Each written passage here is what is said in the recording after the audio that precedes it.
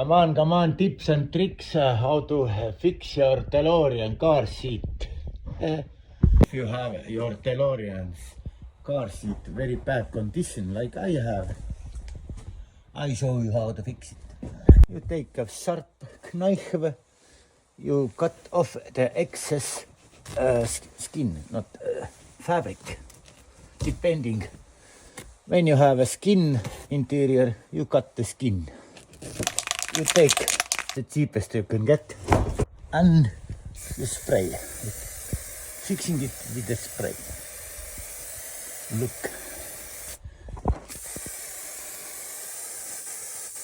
much better, and the smell is good too. Oh yeah, right. This is for the charging DeLorean. Before, one of the mirrors was missing. Now I was able to fix with a MacGyver tape.